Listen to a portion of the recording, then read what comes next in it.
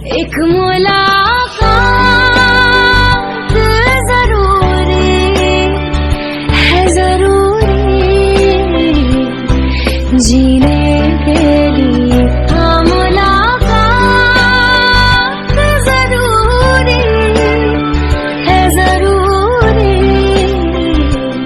जिंदगी के लिए। ল্যাপটপের সামনে বসে অক্সিজেন গ্রহণ করছে আর কার্বন ডাই অক্সাইড প্যাক করছে তে। তার ফর্সা মুখে নুরানি আভাটা ছেপে, নাকে ডায়মন্ডের নাকফুলটা ফলে আছে, গোলাপি ঠোঁট চূড়া বারবার শুকিয়ে যাচ্ছে। আরো কিছুক্ষণ ভেবে ল্যাপটপের ভিডিও রেকর্ডিং স্টার্ট করলো তে। পলক ঝুঁকিয়ে কিছুক্ষণ নিচের দিকে তাকিয়ে থাকলো, তারপর মিষ্টি হেসে ল্যাপটপের স্ক্রিনের দিকে তাকালো। আসসালামু আলাইকুম, আশা করি বাক্যের ভুল ত্রুটি মার্জনা করবেন, কারণ আমি কখনো ভিডিও রেকর্ড করি নাই, তাই ভুল ত্রুটি হতেই পারে। আমি কিম তাইয়ং, সুবিন আর ইউনজনের বড় কন্যা, এবং যার সাথে 5 মাস আগে আপনার বিয়ে হয়েছে। পরিচয়টা দিয়ে দিলাম যাতে আপনার আমাকে চিনতে অসুবিধা না হয়। বিয়ের আজ 5 মাস পূর্ণ হয়েছে, সেই উপলক্ষে আমি আপনাকে কিছু কথা বলতে চাই। বিশ্বাস করুন, আমি জানতাম না যে আপনি বিয়েতে রাজি ছিলেন না। যদি জানতাম তাহলে কখনোই বিয়ে করতে রাজি হতাম না। আপনি তো শুধু কবুল বলেই অস্ট্রেলিয়াতে চলে গেলেন। আপনার আম্মা জানার কাছে জানতে পেরেছি সে নাকি বিয়ের জন্য আপনাকে কসম দিয়েছিল, তাই আপনি বিয়েটা করেছেন। আমি দুঃখিত, আমি যদি জানতাম অবশ্যই বিয়েটা ভেঙে দিতাম, কিন্তু আল্লাহর মেহেরবানিতে বিয়েটা হয়ে গেছে। ভালোবাসার অনুভূতি আমার জানা নেই, তবে এই 5 মাস ধরে আমি স্বামী ছাড়া স্বামী সংসার করছি, যেটাকে বলতে পারেন অদৃশ্য সংসার, যেটার মায়ায় পড়ে গেছি আমি। আমি জানি না আপনি কেন এরকমটা করলেন, তবে আপনি যেটা করছেন সেটা সম্পূর্ণই ভুল। জোর করে বিয়ে দেওয়ার কারণে দেশের বাইরে চলে গেলেন। একটাবারও ভেবে দেখলেন না আপনার জন্য আপনার আব্বা আম্মা কতটা কষ্ট পাচ্ছে? কখনো খাওয়া পড়ায় কোনো রকম সমস্যা হবে না তাদের, কিন্তু আপনাকে ছাড়া তাদের প্রচুর পরিমাণে সমস্যা হচ্ছে। আপনি তাদের বড় সন্তান, বড় সন্তানের প্রতি বাবা মার ভালোবাসা অন্যরকম থাকে। যেমন আমি, এই বয়সে তারা তাদের আদরের বড় সন্তানটিকে চোখের সামনে চায়, কাছে চায়। তারা কতদিন বাঁচবে বলেন? মৃত্যুর আগে তারা তাদের ছেলের একটা সুন্দর ভবিষ্যৎ দেখতে চায়, যে ভবিষ্যতে থাকবে তাদের ছেলে, ছেলের বউ আর নাতিরা। একটা সুন্দর ভবিষ্যৎ। আপনার আম্মা যান প্রতিদিন কান্না করে আর নিজেকে দোষারোপ করে। তার ভাবনা আপনাকে জোর করে বিয়ে না দিলে আজকে আপনি তাদের কাছে থাকতেন। আমি শুধু এটুকুই চাই আপনি দেশে ফিরে আসেন আর আপনার বাবা মার সাথে থাকেন। আপনার যখন ভালো লাগবে তখন দ্বিতীয় বিয়ে করে নেবেন। তারা কখনোই আপনার বিরুদ্ধে আর জোরাজুরি করবে না। কথাটি বলে আবারও মাথার ওড়নাটা ঠিক করলো তে। ল্যাপটপের স্ক্রিনে তাকিয়ে একটু মৃদু হাসলো। আমার আব্বা ডিভোর্সের পেপার তৈরি করে ফেলেছে, কিছুদিনের মধ্যে আপনি পেয়ে যাবেন। আমি পরশু আমার বাড়িতে চলে যাচ্ছি। আমার দ্বিতীয় বিয়ের জন্য প্রস্তাব আসা শুরু হয়ে গেছে।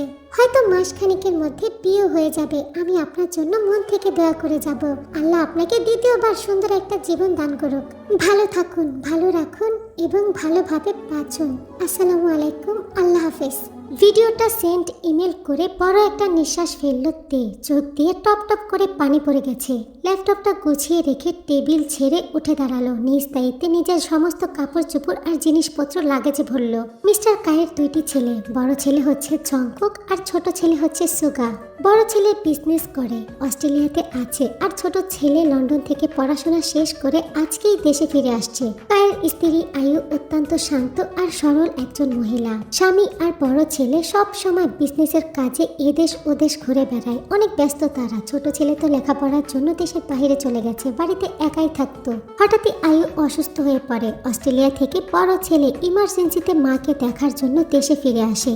আয়ু আগে থেকেই তার বান্ধবী ইয়ঞ্জনের মেয়ে তেকে পছন্দ করে রেখেছিল তার ছেলে জংকুকের জন্য। বাড়িতে আসতেই এক প্রকার অসুস্থতার কথা বলে ব্ল্যাকমেল করে তের সাথে জংকুকের বিয়ে করিয়ে দেয়। চেনা নাই জানা নাই, কখনো কথা বলা হয় নাই, এমন একটা মেয়ের সাথে হুট করে বিয়ে হয়ে যায় জংকুকের, যেটা সহ্য করতে না পেরে অস্ট্রেলিয়াতে ব্যাক করে সে। সুগা দেশে ফিরছে আজ। ভাইয়ের বিয়েতে থাকতে পারে নাই, আনন্দ ফুর্তি করতে পারে নাই, কিন্তু এখন ভাইয়ের বিবাহ বিচ্ছেদের কথা শুনে নিজেকে আটকে রাখতে পারলো না। মা তো ফোন করে কান্না করেই যাচ্ছে। জংকুক কিছুতেই ফোন রিসিভ করছে না। সুবিন আর ইয়ঞ্জন তাদের আদরের মেয়েকে স্বামী ছাড়া সংসারে আর ফেলে রাখতে চায় না, ডিভোর্স করাবে, অন্য জায়গায় বিয়ে দিবে। সুগা নিজেও ভাইকে অনেক ফোন করেছে, কিছুতেই কন্ট্যাক্ট করতে পারছে না, কোনোভাবেই যোগাযোগ করতে পারছে না ভাইয়ের সাথে।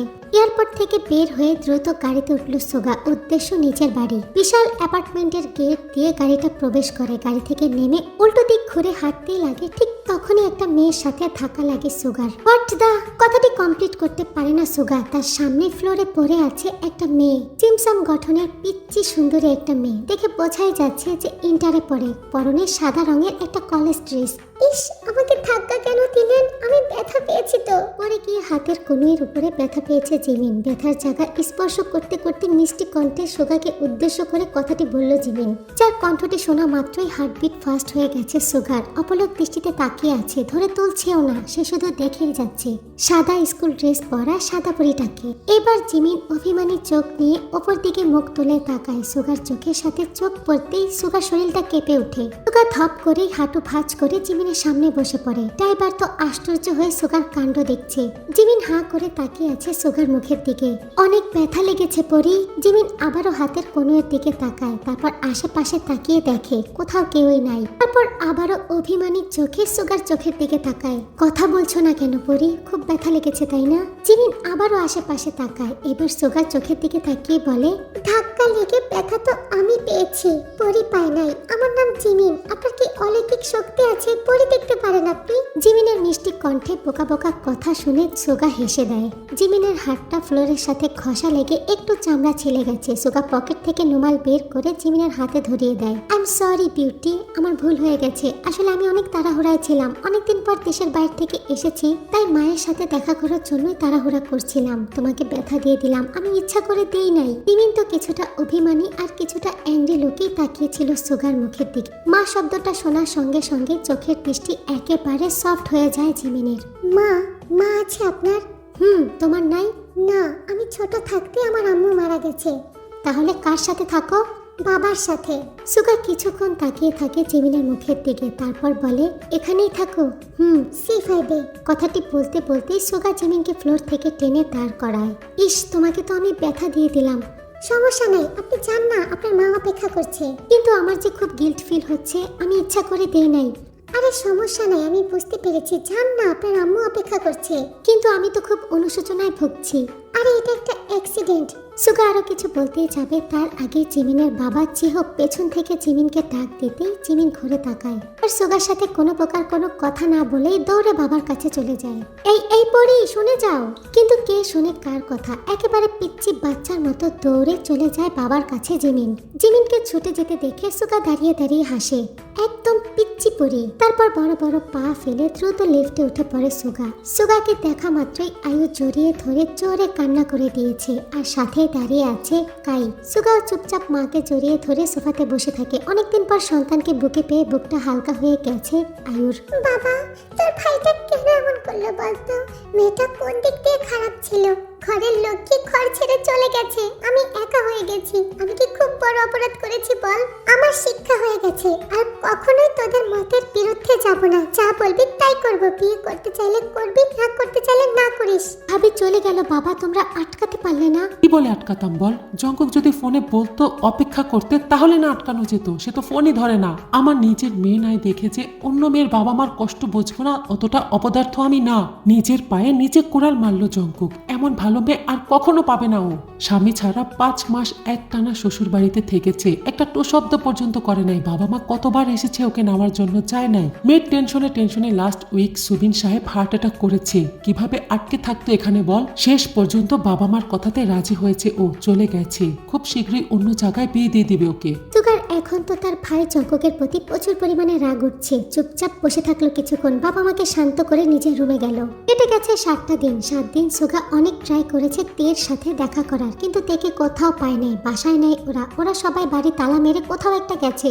এর মধ্যে জিমিনের সাথেও দেখা হয় নাই তার। বিকালে ছাদে দাঁড়িয়ে আছে সুগা, আকাশটা মেঘলা। আকাশের দিকে তাকিয়ে আনমনে কিছু ভাবছিল। আপনি ছাদে এসেছেন, আপনার আম্মু কেমন আছে? কথাটি বলতে বলতে জিমিন সুগার পাশে এসে দাঁড়ায়। সুগা চমকে গিয়ে জিমিনের মুখের দিকে তাকায়। আম্মু আপনাকে আর আপনি আম্মুকে পেয়ে অনেক খুশি, তাই না? জিমিনের চোখ দুটি জল করছে। চোখের দিকে তাকিয়ে সুগা মৃদু হাসে। ভালো বুঝতে পারছে মা বিষয়টাতে অনেক আগ্রহী এই মেয়েটা। কিসে পড়ো? ইন্টার সেকেন্ড ইয়ারে পড়ি। তাহলে তো ঠিকই আছে, তুমি একটা পিচ্চি পড়ি। আর আমাকে পিচ্চি মনে হচ্ছে? তাহলে কি বুড়ি? না তো জানেন আজকে কলেজে একটা ছেলে আমাকে প্রপোজ করেছে। আমি যদি পিচ্ছি হতাম তাহলে কি সে প্রপোজ করতো? ধুক করে উঠলো সুগার বুকটা। কেন জানি জিমিনের কথাটি তার বুকে এসে বেঁধেছে। সুগা গম্ভীর গলায় বলে, তুমি কি বলেছ? মিন একটা লাজুক হাসি দিয়ে বলে, বলেছি ভেবে দেখবো। এই পিচ্ছি, তুমি প্রেম করবা? কেন? আমার কি প্রেমের বয়স হয় নাই? হয়েছে বুঝি। তো প্রেম করলে যে বিয়ে করতে হয় জানো? জিমিন মিষ্টি হেসে বলে, জানি তো। বাবা মাও তো প্রেম করে বিয়ে করেছিল। দুজন দুজনকে পাগলের মতো ভালোবাসতো, কিন্তু হঠাৎ মা অসুস্থ হয়ে মারা যায়। কথাটি বলে জিমিন কয়েক সেকেন্ড নিচের দিকে তাকিয়ে থাকে, তারপর আবারও হেসে মাথা তুলে বলে, বাবা জানেন মাকে কতটা ভালোবাসে, এখনো বাসে। তাই তো আজ পর্যন্ত দ্বিতীয় বিয়ে করে নাই। আমিও প্রেম করে বিয়ে করব। আমার বড় আমাকে অনেক ভালোবাসবে, আমি মরে গেলেও বাসবে। সুগার চুপচাপ জিমিনের মুখের দিকে তাকিয়ে কথাগুলো শুনে, তারপর একটা দীর্ঘশ্বাস ফেলে বলে, তাই বলে যে কেউ প্রপোজ করলে তুমি রাজি হয়ে যাবা? যে কেউ কোথায়? ইউনু ভাইয়া তো অনেক ভালো ছেলে, বাবার বন্ধুর ছেলে, ছোটবেলা থেকে আমরা পরিচিত। আমার তো মনে হয় আমরা প্রেম করলে বিয়েতে কোনো সমস্যা হবে না। কথাগুলো শুনে হঠাৎ করে সুগা রেগে যায়। ছাদের গ্রিলের উপরে হাত রেখে সামনের দিকে তাকিয়ে বলে, তুমি আমাকে এসব কেন শোনাচ্ছ? জিমিন চিন্তিত মুখে বলে, তাই তো আমি আপনাকে কেন বললাম? আমার পেটে আসলে কোনো কথাই থাকে না। সুগা আবারও তাকায় জিমিনের দিকে, কারণ তুমি একটা সুন্দরী বোকা পরি। তারপরে কেটে যায় আরো 2টা দিন।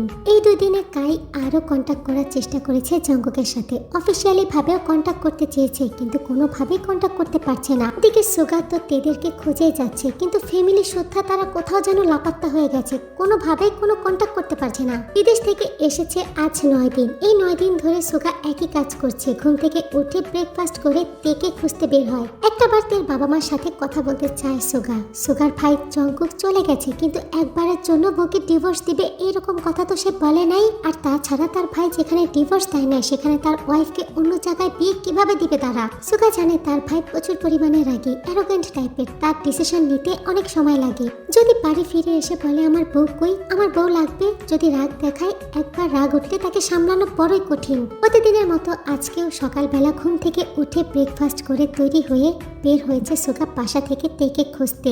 গাড়িতে উঠে বসেছে সুগা। গাড়ি স্টার্ট দিবে তার আগে নজর পড়ে গেটের দিকে।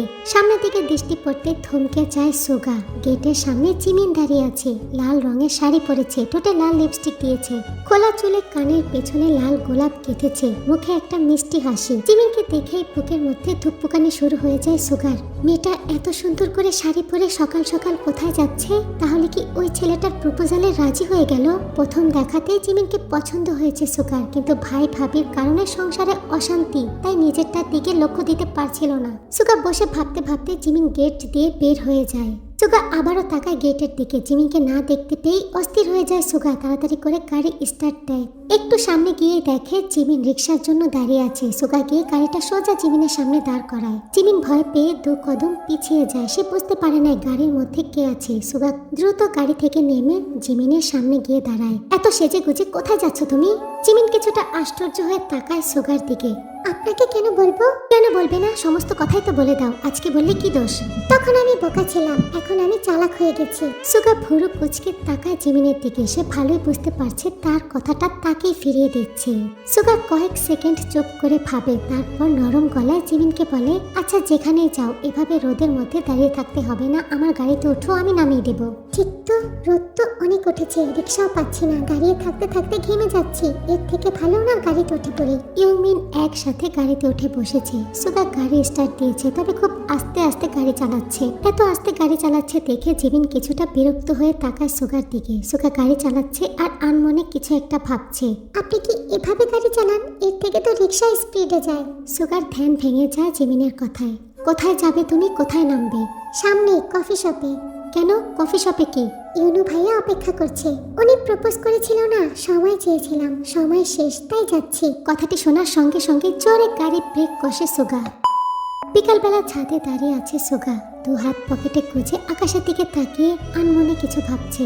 ভাইয়ের বউকে খুঁজে পাচ্ছে না, ভাইয়ের সাথে কন্টাক্ট হচ্ছে না, মনটা এমনিতেই খারাপ। তার উপরে একটা মেয়েকে জীবনে প্রথম ভালো লাগলো, সেও নাকি অন্য ছেলের প্রপোজালে রাজি হওয়ার জন্য সেজে গুজে বাড়ি থেকে বের হয়ে গেছে। এটাও কি সহ্য করা যায়? তবে শেষ মুহূর্তে একটু ট্রাই করেছে সুগা। নিজেরটা ভেবেছে, যদি না ট্রাই করতো, যদি না বলতো, তাহলে সারা জীবন বুকটা ভার হয়ে থাকতো যে কেন বললাম না। সরাসরি প্রপোজ করে দিয়েছে জিমিনকে। থেকে, কোনো প্রকার কোনো প্রস্তুতি ছাড়াই। কথাটি শুনে জিমিন হাঁ করে তাকিয়েছিল তার মুখের দিকে। কোনো উত্তর দেয় না, সেও কোনো উত্তর চায়নি। জিমিনকে কফি শপে নামিয়ে দিয়ে খুঁজতে বের হয়েছে ভাবিকে, আর জিমিনকে বলে দিয়েছে সন্ধ্যার সময় ছাদে এসে উত্তরটা যেন দিয়ে যায়। তাই তো এখন ছাদে বিশাল আকাশের দিকে তাকিয়ে দীর্ঘশ্বাস ফেলছে সুগা।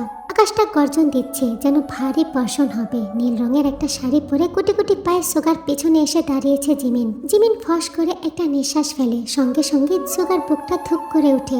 বুকটা চিনচিন ব্যথা করছে সুগার। জীবনের প্রথম অপ্রত্যাশিত ভাবে একটা মেয়েকে প্রপোজ করেছে, সে কি প্রত্যাখ্যান করে দিবে? এই প্রত্যাখ্যান কি সুগার গ্রহণ করতে পারবে? হাত পা কাঁপছে সুগার, ভয়ে পেছনে ফিরে তাকাতে পারছে না। জিমিন পেছন থেকে মিষ্টি কণ্ঠে বলে, আপনি জানতে চেয়েছেন না আমি আপনার মায়ের মেয়ে হব কিনা? আমি হতে চাই আপনার মায়ের মেয়ে। কথাটি শুনে চমকে ওঠে সুগা, পেছনে ফিরে তাকিয়ে পুরোপুরি হা হয়ে যায়। নীল রঙের শাড়ি পরে জিমিন দাঁড়িয়ে আছে, একদম বউ বউ লাগছে দেখতে। জিমিন এক পলক সুগার দিকে তাকিয়ে মাথা নিচু করে বলে, প্রথম দেখাতে আপনাকে ভালো লেগেছিল আমার, কিন্তু ভালো লাগাটা যে ভালোবাসা সেটা বুঝতে পেরেছি যখন 7 দিন আমি আপনাকে খুঁজে পাচ্ছিলাম না। গ্রাউন্ড ফ্লোর থেকে শুরু করে টপ ফ্লোর পর্যন্ত প্রত্যেকটা ফ্লোর আমি পায়চারি করেছি, সিঁড়ি পেয়েছি, লিফটে উঠেছি। আমার ফ্ল্যাট নাম্বারটা তো আপনাকে বলেছিলাম, কিন্তু আপনি কেন আপনার ফ্ল্যাট নাম্বারটা বলেন নাই? এখন কি আমি প্রতি ফ্ল্যাটে ফ্ল্যাটে গিয়ে আপনাকে খুঁজতাম?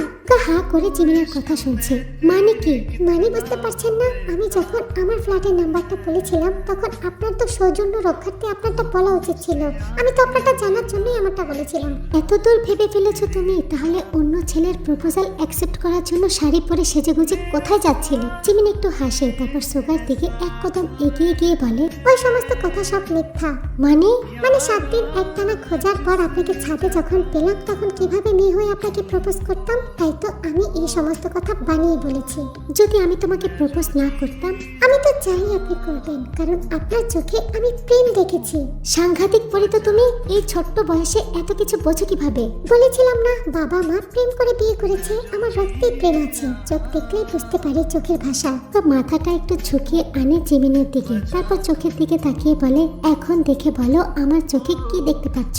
আকাশটা আবারও গর্জন দিয়ে ওঠে, ফোঁটা ফোঁটা বৃষ্টি পড়া শুরু হয়ে গেছে। জিমিন এক কদম করে একেবারে সুগার সামনে গিয়ে দাঁড়ায়, দু হাতে গলাটা জড়িয়ে ধরে সুগার চোখের দিকে তাকিয়ে বলে, আমার সর্বনাশ।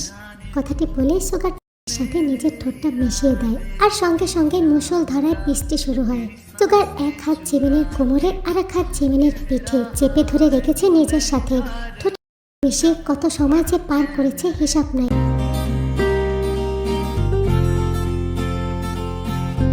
খুব ভালোবাসি পরি, আমিও। সারা জীবন থাকবে তো আমার হয়ে? সুগা খুশি হয়ে যায়, আবারও শক্ত করে জড়িয়ে ধরে জিমিনকে।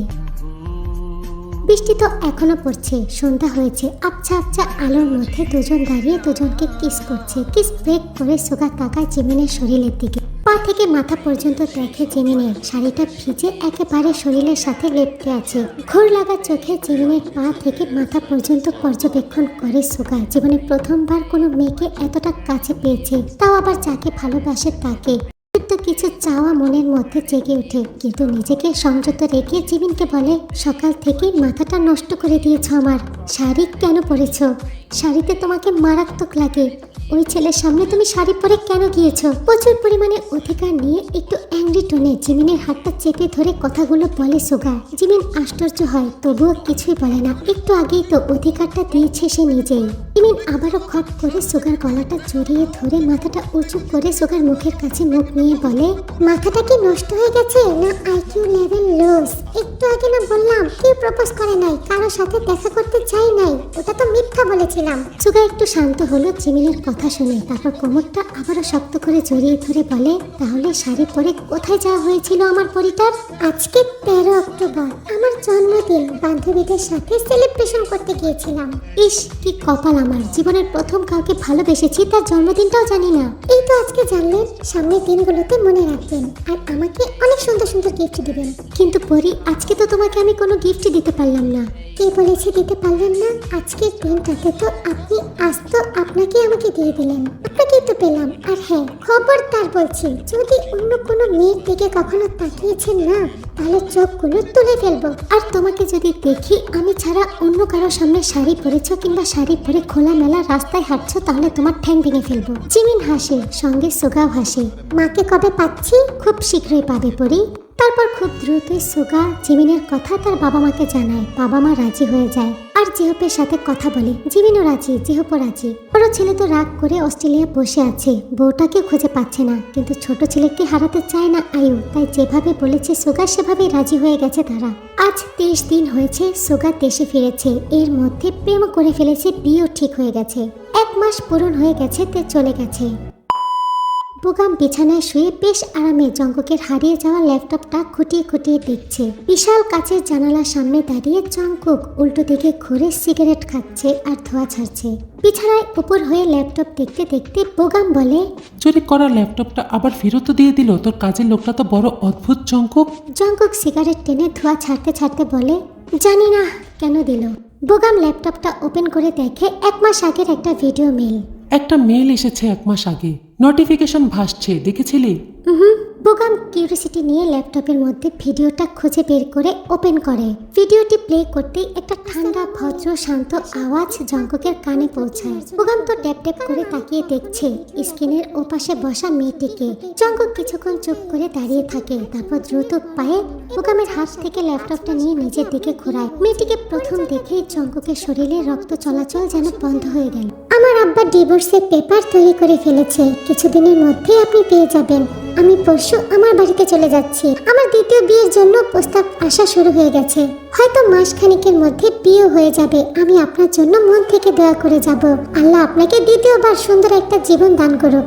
ভালো থাকুন, ভালো রাখুন এবং ভালোভাবে বাঁচুন। আসসালামু আলাইকুম, আল্লাহ হাফেজ। কিছু সময় স্তব্ধ থেকে মেয়েটির কথাগুলো শুনে গেল। ভিডিও শেষ হয়েছে, কিছু মিনিট হয়েছে। জঙ্কুক ল্যাপটপ হাতে নিয়ে চুপ করে বসে আছে। সে এখনো এক ধ্যানে ল্যাপটপের স্ক্রিনের দিকেই তাকিয়ে দেখছে। বোগাম বিছানা ছেড়ে টিপ টিপ করে হেঁটে এসে জঙ্কুকের সামনে দাঁড়ায়। একদম ঠিক আছে, তুই শালা এত ভদ্র মেয়ে পাওয়ার যোগ্যই না, তাই তো আল্লাহ মেয়েটির জন্য অন্য কাউকে পাঠিয়ে দিয়েছে হয়তো। জঙ্কুক অ্যাংরি লোকে তাকায় বোগামের দিকে। বোগাম 2 কদম পিছিয়ে যায়। দোস্ত, আমাকে কেন চোখ দেখাচ্ছিস? তুই শুনতে পাসনি দ্বিতীয় বিয়ের জন্য তার বাবা পাত্র খুঁজছে? এতদিনে তো মনে হয় দ্বিতীয় বিয়েটা করে নিয়েছে, কারণ ভিডিওটা 1 মাস আগে পাঠিয়েছে। বোগাম কথাটি বলে জঙ্কুকের দিকে আর চোখে তাকায়। জঙ্কুক অলরেডি ম্যানেজারকে ফোন করে দিয়েছে টিকিটের জন্য। যে কোনো মূল্যে আজকে কালকের মধ্যেই দেশে ফিরবে সে। স্বল্প পরিসরে জিমিন আর সুগার বিয়েটা কমপ্লিট হয়ে গেছে। জঙ্কুকের সাথে কন্ট্যাক্ট করার অনেক চেষ্টা করেছে, কিন্তু কিছুতেই করতে পারে নাই। দুপুর দিকে বিয়ে কমপ্লিট হওয়ার সাথে সাথে ফ্লাইটে উঠে পড়ে সুগার জিমিনকে নিয়ে। হানিমুনে যাবে সোজা। ফার্স্ট নাইট হানিমুনে যেই কাটাবে। বাবা মার সামনে বাসায় লজ্জা লাগে তার প্রচুর। 4 ঘন্টা একটানা জার্নি করার পর গিয়ে পৌঁছায় হোটেলে। হোটেল রুমে যাওয়ার সঙ্গে সঙ্গে জিমিনের হাতে একটা লাল রঙের নাইটি ধরিয়ে ওয়াশরুমে পাঠিয়ে দিয়েছে সুগা। 10 মিনিট হয়ে গেছে, জিমিন বের হচ্ছে না। সুগা পাইচারি করছে ঘরের মধ্যে। বারবার ওয়াশরুমের দরজার সামনে গিয়ে দাঁড়াচ্ছে, আবার বিছানার কাছে এসে দাঁড়াচ্ছে। সুগা ওয়াশরুমের দরজায় হাত রাখতেই দরজাটি খুলে যায়। এর মানে দরজা খোলাই ছিল এত সময়, কিন্তু লজ্জাতে রুমে আসতে পারছিল না Jimin.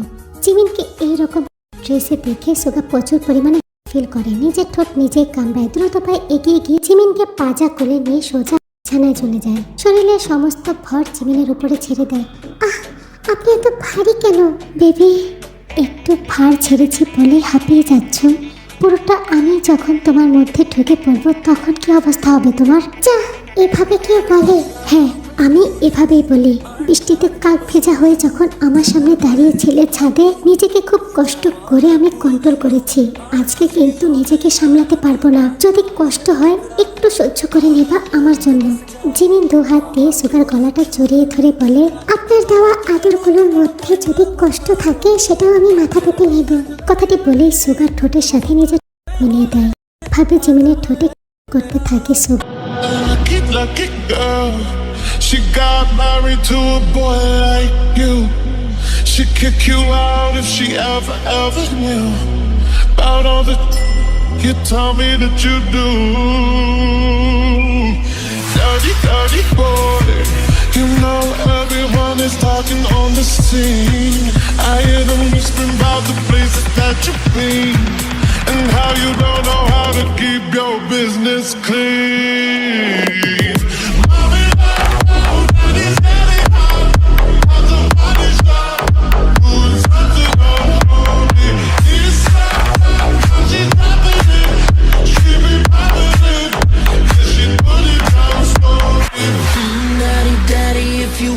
drop the attic. Give me love, give me Fendi, my Balenciaga daddy. You gon' need to bag it up, 'cause I'm spending on Rodeo. You can watch me back it up, I'll be gone in the AM.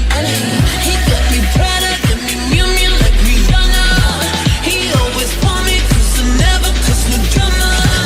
And when you want it, baby, I know I got you covered. And when you need it, baby, just jump under the covers.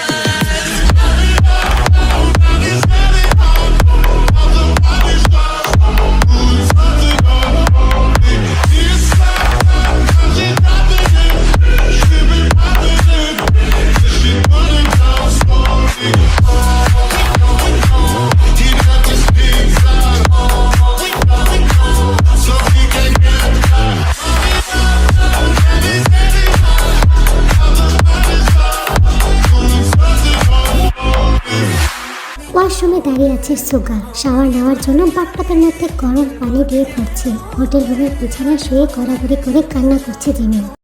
হওয়ার সময় সুগা তাকে চুল পরিমাণ ছাড় দেয় না। সুগা অতিরিক্ত এক্সাইটেড হয়ে গিয়েছিল, তাই জিমিন বারবার বারণ করার পরও কান্না করার পরেও জিমিনকে ছাড়ছিলই না যতক্ষণ না পর্যন্ত নিজে সাইড করছিল। ঘড়িতে রাত 11টা বাজে। আয়ু আর কায় লিভিং রুমে বসে আছে। আজকে সুগা আর জিমিনের বিয়ে হয়েছে। সুগা কবুল বলার পর বেশিক্ষণ সময় নষ্ট করে নাই, জিমিনকে নিয়ে উড়ে গেছে হানিমুন করতে। ছোট ছেলেটার মতো যদি বড় ছেলেটা নিজে থেকে পছন্দ করে কাউকে বিয়ে করতো, তাহলে আজকে ওর জীবনটাও সুখে থাকতো। আমি যে কেন মাতবরি করতে গেলাম। আয়ু, নিজেকে আর কত দোষারোপ করবা? ভাগ্যে যা ছিল তাই তো হবে। আয়ু তো মা, যত চাই বলে মনকে সান্ত্বনা দিক না কেন, কিছুতেই শান্ত করতে পারছিল না। কাই বসে বসে আয়ুকে সান্ত্বনা দিচ্ছে। হঠাৎই বাসার কলিং বেল শব্দ হয়। চমকে যায় কাই আর আয়ু। তাদের বাসায় এত রাতে আসার মতো তো কেউ নাই। কাই গিয়ে দরজাটা খুলে দেয়। সামনে দাঁড়িয়ে আছে জংকুক। ইমেল ভিডিও দেখার 3 দিনের মাথায় জংকুক দেশে ফিরে এসেছে। কাই তো হা করে জংকুকের মুখের দিকে তাকিয়ে আছে, বিশ্বাস করতে পারছে না। জংকুকের মাথাটা তো 3 দিন ধরেই নষ্ট হয়ে আছে। টিকিট পাওয়া যাচ্ছিল না দেখে 3 দিন লেগে গেছে দেশে ফিরতে ফিরতে। আদরের সন্তানকে চোখের সামনে দেখে আবেগী হয়ে যায় কাই। শক্ত করে জড়িয়ে ধরে ছেলেকে। ছেলেও বাবাকে শক্ত করে জড়িয়ে ধরে। কারো মুখে কোনো কথা নাই। আয়ু তো সোফাতে বসে অন্যদিকে মুখ করে কান্না করছিল। জংকুক তার বাবাকে ছেড়ে সোজা মায়ের কাছে চলে যায়। জংকুকে দেখা মাত্রই আয়ু প্রচুর পরিমাণে আশ্চর্য হয়ে যায়, জড়িয়ে ধরে কান্না করতে শুরু করে। জংকুক কোনো কথাই বলে না, মাকে শক্ত করে বুকের সাথে জড়িয়ে নিয়ে চুপচাপ বসে থাকে সোফাতে।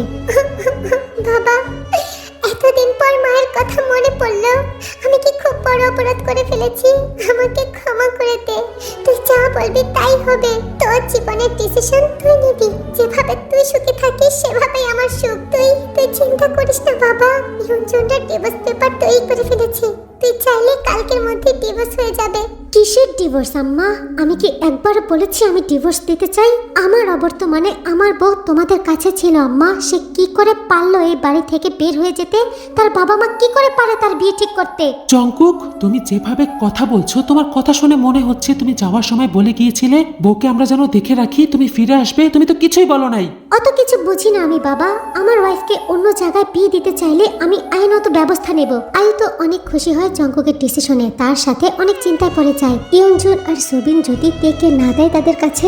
এত বড় বড় কথা বলে লাভ নয় জংকুক। তারা লাপাত্তা হয়ে গেছে। এই বাড়িঘর ছেড়ে কোথায় যেন চলে গেছে। 1 মাস ধরে খুঁজছি, কোথাও পাচ্ছি না। জংকুক একটা গা ছাড়া ভাব নিয়ে সোফা থেকে উঠে দাঁড়ায়। তারপর কাইকে উদ্দেশ্য করে বলে, সেই চিন্তা কারো করতে হবে না। আমার বউ ইঁদুরের গর্তে থাকলেও আমি টেনে বের করে ফেলবো। কথাটি বলে লাগেজটা নিয়ে নিজের রুমে চলে যায় জংকুক। 3 দিন আগে যখন জংকুক ভিডিওটা দেখেছে সঙ্গে সঙ্গেই টিকেটের জন্য তো ফোন করেছে, তার সাথে দেশে ফোন করে লোক লাগিয়ে দিয়েছে। তে কোথায় আছে সে খবরটা যেন খুঁজে বের করে তাকে দেওয়া হয়। সকাল 6টা বাজে হঠাৎ করে জংকুকের ফোনটা বেজে ওঠে। রাতে দেরিতে ঘুমানোর কারণে কিছুতেই ঘুম ভাঙছিল না জংকুকের। বারবার ফোন আসার কারণে বিরক্ত হয়ে ফোনটা রিসিভ করে কানে ধরে। হ্যালো বলার সাথে সাথে ফোনের পাশের লোকটার কথা শুনে জংকুকের চোখের ঘুম উধা হয়ে যায়। লাফ দিয়ে বিছানায় উঠে বসে পড়ে। ও শিট, এত বড় সাহস! তের খোঁজ পেয়েছে জংকুকের লোকেরা। তে সপরিবারে তার নানু বাড়িতেই আছে। আজকে বিকালেই তের বিয়ে। জংকুক তাড়াতাড়ি করে রুম থেকে বের হয়ে আয়ু আর কাইকে বিষয়টা জানায়। তারপর 3 জন তাড়াতাড়ি করে তৈরি হয়ে রওনা দেয় তের নানা বাড়ির উদ্দেশ্যে। যাতে পৌঁছাতে দুপুর 2টা বেজে গেছে। বাড়ি ভর্তি মেহমান। কাই তারও কোনো তোয়াক্কা না করে জঙ্কুক হনহনিয়ে বাড়ির মধ্যে ঢুকে যায়। জঙ্কুকের দুই পাশে 4টা বডিগার্ড ছিল, তারাও জঙ্কুকের পেছনে পেছনে বাড়ির মধ্যে প্রবেশ করে।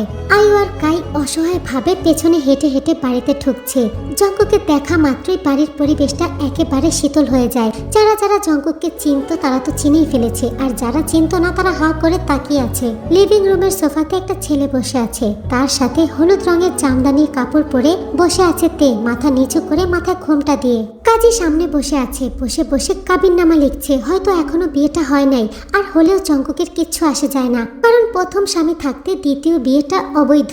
জঙ্কুকে দেখা মাত্র ইউজন আর সুবিন প্রচুর পরিমাণে রেগে যায়। জঙ্কুকে কিছু বলতে যাবে তার আগেই জঙ্কুক বলে, তে উঠে এসো। চমকে যায়, সামনে তাকিয়ে দেখে জঙ্কুক দাঁড়িয়ে আছে। তে তো ড্যাপ ড্যাপ করে জঙ্কুকের দিকেই তাকিয়েছিল। জঙ্কুক এগিয়ে গিয়ে তের হাত ধরে টেনে তুলতেই তে উঠে পড়ে। সুবিনের দিকে আর চোখে তাকিয়ে জঙ্কুক বলে, তে এখনো আমার ওয়াইফ, আমাদের তো ডিভোর্স হয় নাই, এবং আমি ডিভোর্স দেব কি দেব না সেই বিষয়ে কোনো কথাও বলি নাই। তাহলে কার পারমিশনে আপনি আমার ওয়াইফের দ্বিতীয় বিয়ের কথা ভেবেছেন? কথাটি শোনা মাত্রই গর্জে ওঠে সুবিন। খবরদার, 6 মাস পরে এসে ওয়াইফ বলে দাবি চাইবে আর আমি তা মেনে নিব কিভাবে ভাবলা? আমার মেয়েকে 6 মাস ও বাড়িতে একা ফেলে রেখে দিয়েছো, কোনো খবর পর্যন্ত নাও নাই। আমার মেয়ে ফেলনা না। আমার ওয়াইফকে আমি কোথায় রাখবো না রাখবো সেটা আমার ব্যাপার। সুবিন হা করে তাকিয়ে আছে জঙ্কুকের মুখের দিকে। জঙ্কুক আর কথাই বাড়ালো না, তেকে নিয়ে বাড়ি থেকে বের হয়ে গেল। গাড়ি ফুল স্পিডে চলছে, গাড়ির মধ্যে তেকেও পাশাপাশি বসে আছে। তে বারবার আর চোখে জঙ্কুকের দিকে তাকাচ্ছে, কিন্তু জঙ্কুক একবারও ফিরে দেখছে না। বাসায় পৌঁছে সোফাতে থো মেরে বসে আছে জঙ্কুক, তার মুখ দিয়ে কোনো কথাই বের হচ্ছে না। তে চুপচাপ সাইডে দাঁড়িয়ে আছে, সেও কোনো কথা বলছে না। কিছুক্ষণের মধ্যে সুবিন পুলিশ নিয়ে জঙ্কুকের বাসায় আসে। জঙ্কুক প্রচুর পরিমাণে পাওয়ারফুল একজন লোক, তাছাড়া তে তার লিগেলি ওয়াইফ। পুলিশ বেশি দূর আগাতে পারে না। সুবিন অসহায় পিতা মেয়েকে আড়ালে নিয়ে জিজ্ঞাসা করে সে কি চায়। তে ঠান্ডা মাথায় তার বাবাকে জানায় বিয়েটা সে ভাঙতে চায় না। সুবিন রেগে গিয়ে তখনই বাসা ছেড়ে বের হয়ে যায়। বাবা বাসা থেকে বের হয়ে যেতেই তে নিজের রুমের দিকে হাঁটা ধরে। সামনেই দাঁড়িয়ে আছে আয়ু। আয়ু করুণ দৃষ্টিতে তের মুখের দিকে তাকিয়ে আছে। তে পা টিপে টিপে রুমের মধ্যে প্রবেশ করে। জঙ্কুক সোফাতে বসে 2 হাত দিয়ে মাথা টিপছে। রুমের মধ্যে তের উপস্থিতি টের পেতে তের দিকে না তাকিয়ে জঙ্কুক বলে, তে আমার জন্য 1 কাপ কড়া করে কফি বানিয়ে নিয়ে আসো। কিন্তু প্রচুর পরিমাণে আশ্চর্য হয় জঙ্কুকের কথা শুনে, যেন তাদের মধ্যে সমস্ত কিছু স্বাভাবিক, কিছুই হয় নাই।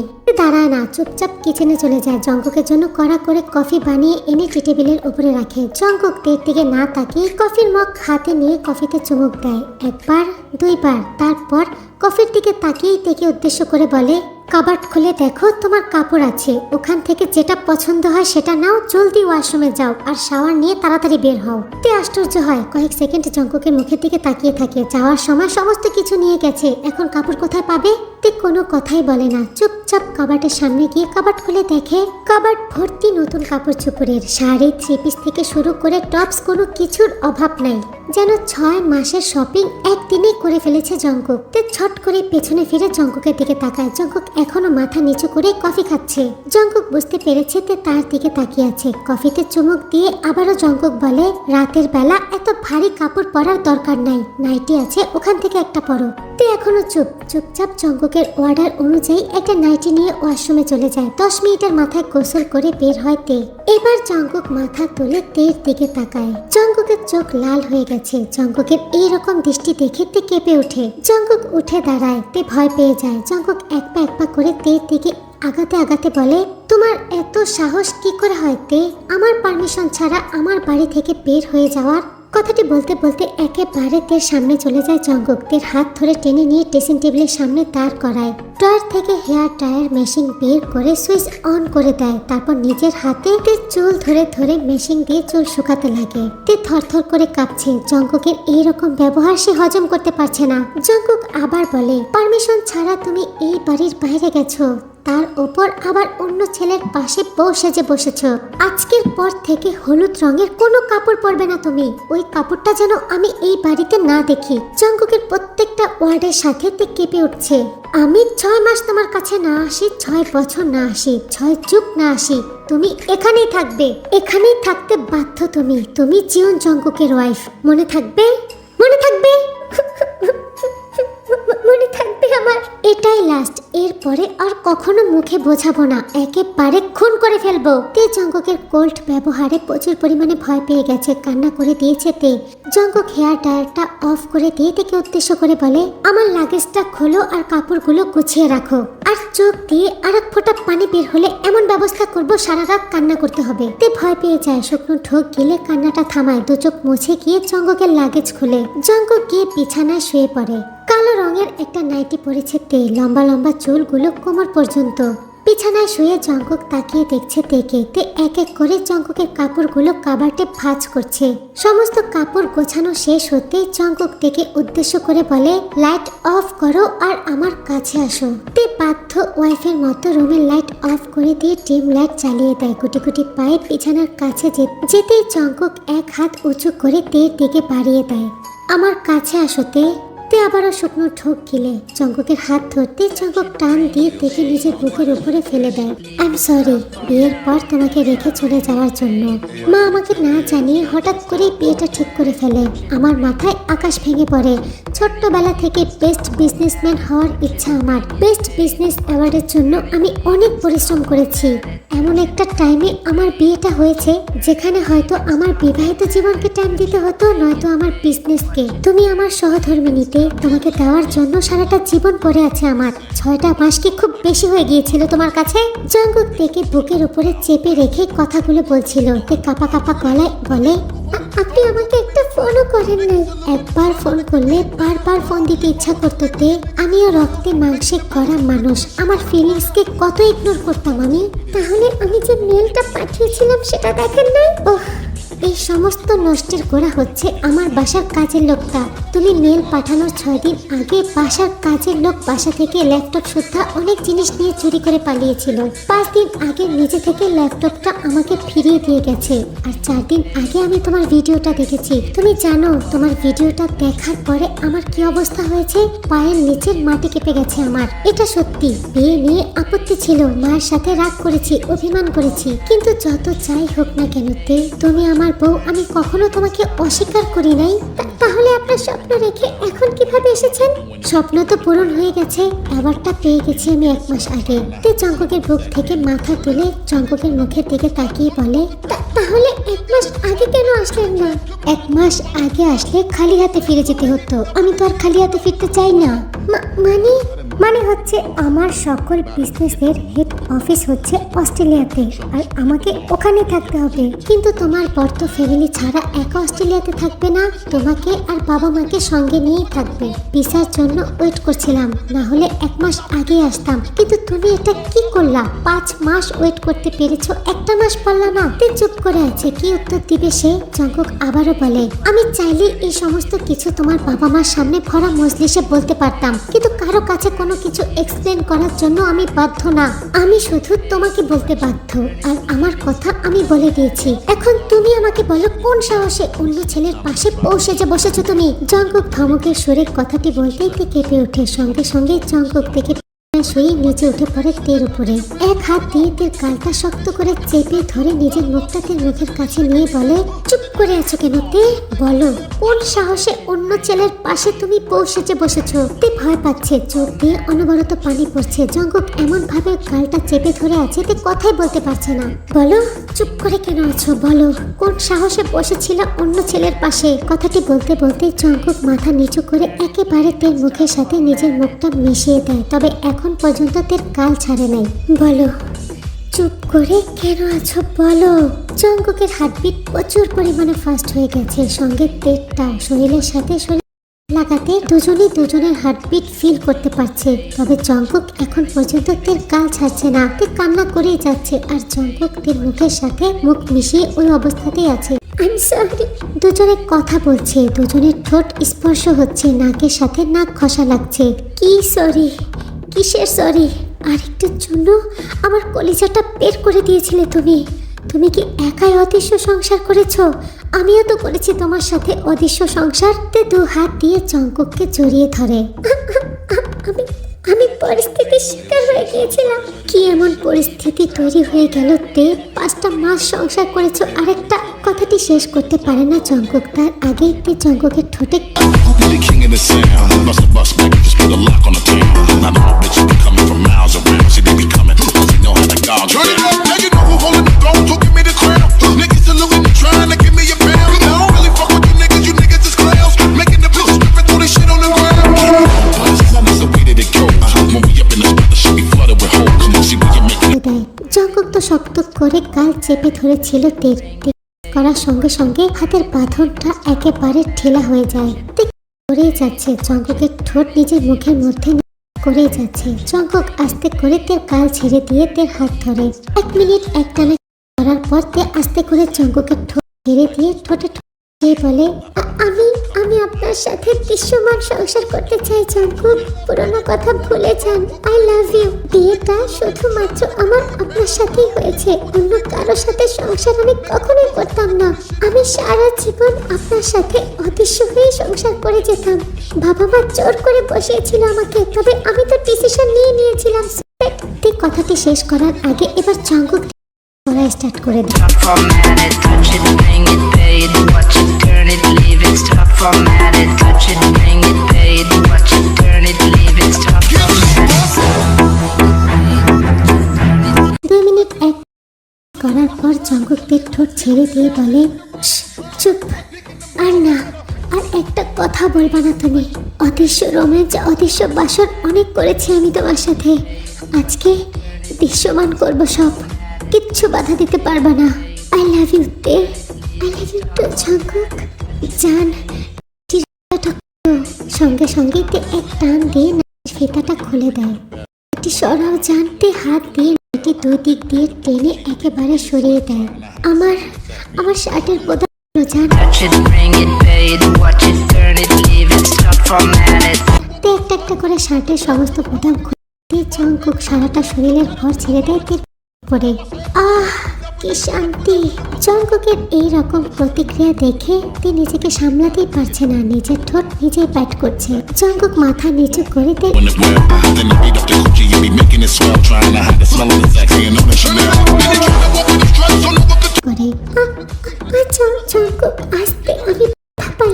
তে ব্যথা পাচ্ছে কথাটি কানে আসতেই জঙ্কুক একটু স্লোতে, তবে পর মুহূর্তে আবারও স্পিডে স্টার্ট করে। প্রথমে একটু ব্যথা লাগলেও কিছুক্ষণ পর তে প্রচুর পরিমাণে ফিল করে। করতে করতে জঙ্কুক 2 হাত দিয়ে একেবারে শরীর থেকে ফেলে দিয়ে তারপর Who be the king of the sound? Bust a bus back, just put a lock on the town. Now the bitch কতদিনের আশা আকাঙ্ক্ষা, কত ইচ্ছা ছিল, কত স্বপ্ন দেখেছে, অদৃশ্য বাসর করেছে, আজকে সমস্তটা দৃশ্যমান। 6 মাস আগে বিয়ে হয়েছে আর 6 মাস পর এই প্রথমবার স্বামীর সোহাগ পাচ্ছে। কোনো কিছুতে কোনো আপত্তি করে না তে। জঙ্কুক করতে করতে একেবারে নাভির নিচে চলে যায়। প্রচুর পরিমাণে হট ভাবে আদর করতে শুরু করে তেকে। এর মধ্যে তো ঘূর্ণিঝড় স্টার্ট হয়। coming from miles around. See, they be coming, cause they know how to gouge. Turn it up, now you know who holding the throne. So give me the crown. Niggas saluting and trying to give me a pound. I don't really fuck with you niggas is clowns. Making the bitch strip and throw this shit on the ground. জঙ্কুকের member প্রচুর পরিমাণে হয়ে আছে। Jungkook আধো চোখে তের দিকে তাকায়। এক পলকে তের পায়ের পাতা থেকে মাথার চুল পর্যন্ত দেখে জঙ্কুক। তেও নেশা চোখে তাকিয়ে দেখে জঙ্কুকের দিকে। তে ঠোঁটের কোনায় মৃদু একটা হাসি নিয়ে 2 হাত বাড়িয়ে দেয় জঙ্কুকের দিকে। জঙ্কুক তের 2 হাত ধরে তের উপরে শুয়ে পড়ে। তে নিজে থেকেই নিজের পায়ের মাঝখানে জঙ্কুক করে দেয়। ইউ আর সো সুইট বউ। কেন? এই যে যা বলছি তাই করছো, বলার আগে করে দিচ্ছ। কারণ আমি তোমাকে অনেক মিস করেছি জঙ্কুক। এক চুল পরিমাণ দূরত্ব আমি চাচ্ছি না, আমি তোমাকে আমার মধ্যে চাই। সত্যি জান, সত্যি। I love you so much Jungkook. I love you too তে। ইউ আর সো হট জান, and it's very I like it. And you are so hot, Jungkook.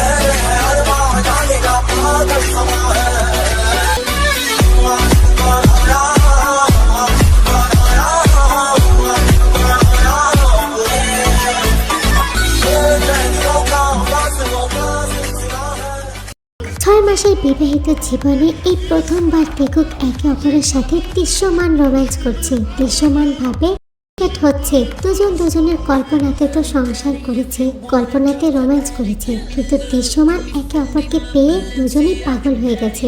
সারা রাত থেমে থেমে তেকুক একে অপরের সাথে রোম্যান্স করে কিছুতেই ঘুমাতে পারছিল না। 6 মাসের জমে থাকা আবেগ, আক্ষেপ, অভিমান, অভিযোগ দুজনের একাকার হয়ে একটা সাগর হয়ে গেছে। চেকিং করার পর, ঘুমানোর প্রস্তুতি নেওয়ার পর আবারও কথা বলতে বলতে স্টার্ট। এমন করতে করতে সকাল 7টা পর্যন্ত তেকুক করা কন্টিনিউ রাখে। শেষে হতে হতে জঙ্কুকের উপরে শুয়ে ঘুমিয়ে পড়ে, আর তেও ক্লান্ত হয়ে ওভাবেই ঘুমিয়ে পড়ে। সকাল 11টার সময় জিমিন আর সুগা বাসায় এসে হাজির হয়। তাদের তো আরো 2টা দিন থাকার কথা ছিল, কিন্তু জঙ্কুক ফিরে এসেছে, ভাবি বাসায় এসেছে শুনে সুগা আর নিজেকে আটকে রাখতে পারে নাই, তাই দ্রুতই চলে এসেছে। কিন্তু 1 ঘন্টা হয়েছে তারা বাসায় এসেছে, তেকুক এখনো রুম থেকে বের হচ্ছে না। সকাল 7টা থেকে দুপুর 2টা পর্যন্ত তেকুক একইভাবে শুয়ে ঘুমায়। 2টোর দিকে জঙ্কুকের আগে ঘুম ভাঙে আর নিজেকে তের উপরে আবিষ্কার করে। সময় ঘুমিয়ে গিয়েছিল জঙ্কুক, যে কারণে তের কাছ থেকে নিজেকে ছাড়ানো হয় নাই। চোখ খুলে তের মুখের দিকে তাকায়, তারপর তের ঠোঁটে সফট কিস করে নিজেকে যখনই তের কাছ থেকে দূরে সরায়, সঙ্গে সঙ্গে তে একটা চিৎকার দিয়ে ওঠে, ও মা গো! জঙ্কুক ভয় পেয়ে তের উপর থেকে সরে যায়। কি হয়েছে?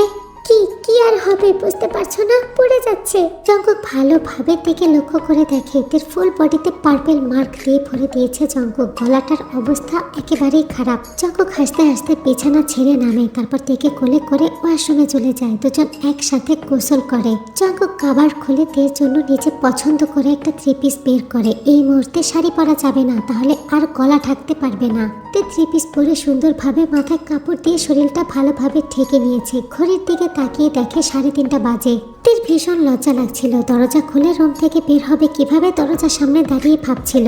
জঙ্কুক স্কাই ব্লু কালারের একটা জিন্স আর হোয়াইট কালারের একটা শার্ট পরেছে, দেখতে অসম্ভব সুন্দর লাগছে। তবে এমনটা না, শুধু মার্কগুলো তের শরীরে আছে, জঙ্কুকের শরীরেও অসংখ্য আছে, ফুল বডিতে আছে, গলায় তো 3-4টা আছে, কিন্তু জঙ্কুকের ওইদিকে কোনো পাত্তাই নেই। কি হয়েছে? দরজার সামনে দাঁড়িয়ে কেন আছো? চলো, খিদা লাগছে তো প্রচুর। উপরের শার্টের বোতাম আরো 2টা বন্ধ করো। কেন? কি হয়েছে? কি হয়েছে বুঝতে পারতেছো না? বাইট মার্কগুলো স্পষ্ট দেখা যাচ্ছে। তো কি হয়েছে? কি হয়েছে মানে কি? লজ্জা করে না? লজ্জা কেন করবে? বরং বাইট মার্ক না থাকলে লজ্জার ব্যাপার।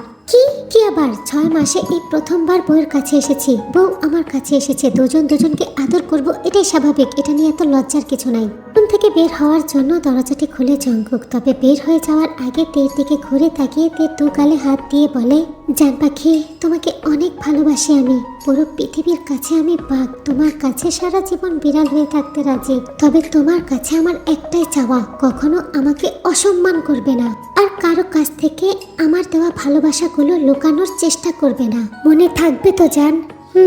জঙ্কুক কথাটি বলে তের হাত ধরে ডাইনিং এরিয়াতে চলে যায়। ওখানে অলরেডি সুগা আর জিমিন বসেছিল। তে হা হয়ে দাঁড়িয়ে আছে। 2 ভাই তো দুজনকে জড়িয়ে ধরে কুশল বিনিময় করছে। আয়ু আজকে প্রচুর পরিমাণে খুশি, তার পুরোটা পরিবার পূর্ণ হয়েছে। জিমিনের সাথে জঙ্কুকের পরিচয় করিয়ে দেয়, তারপর সবাই মিলে লাঞ্চ করে। লাঞ্চ করা শেষ করে সবাই উঠে যার রুমে চলে যায়। তে তো 6 মাস ধরে সংসার করে প্র্যাকটিস করাই আছে। খাওয়া দাওয়ার পর সমস্ত কিছু গুছিয়ে কিচেনে রাখে তে। আজকে তের সাথে জিমিনও রাখছে। তে পেছনে দাঁড়িয়ে দাঁড়িয়ে প্লেটগুলো ধুচ্ছিল, আর জিমিন পাশে দাঁড়িয়ে দাঁড়িয়ে সেগুলো গোছাচ্ছিল। হঠাৎ করে জিমিন বলে, ভাবি আমি কিন্তু সব দেখছি। কি দেখছো তুমি? তে কথাটি বলার সঙ্গে সঙ্গে জিমিন নিজের গলা থেকে ওড়না সরিয়ে নিজের গলাটা দেখিয়ে বলে, এই যে এগুলো। তে আবারও প্লেট মাজতে শুরু করে, আর জিমিনকে উদ্দেশ্য করে বলে, বিয়ে হয়েছে, হাজবেন্ড আছে, এগুলো তো নর্মাল। আমি জানি, তবে তুমি তো প্রচুর পরিমাণে ফাস্ট। আমি কি করেছি? তুমিও তো কম যাও না। আমি তো দেখলাম ভাইয়ার। খবরদার জিমিন, তোমার ভাষণ লাগে। আরে আমি তো এমনি বললাম, আমি তো পারলাম না। তাহলে আজ রাতে দিয়ে দিও। ভিমিন একসাথে জোরে জোরে হেসে দেয়। কিচেনে দাঁড়িয়ে দুজনের বাইট মার্ক দেখে জোরে জোরে হাসে, আর ওদের হাসির শব্দে যেন পুরো বাসাটাই হেসে উঠলো। আয়ুর সংসারটা ফুলফিল হয়ে গেল। আল্লাহ চাইলে আয়ুর স্বপ্ন পূরণ হয়ে যাবে। খুব শীঘ্রই 2-3টা নানাত করে দাদি হয়ে যাবে। তবে ওই পর্যন্ত স্টোরি কন্টিনিউ করা আমার পক্ষে সম্ভবই না। সো আল্লাহ হাফেজ, লাভ ইউ, বাই বাই।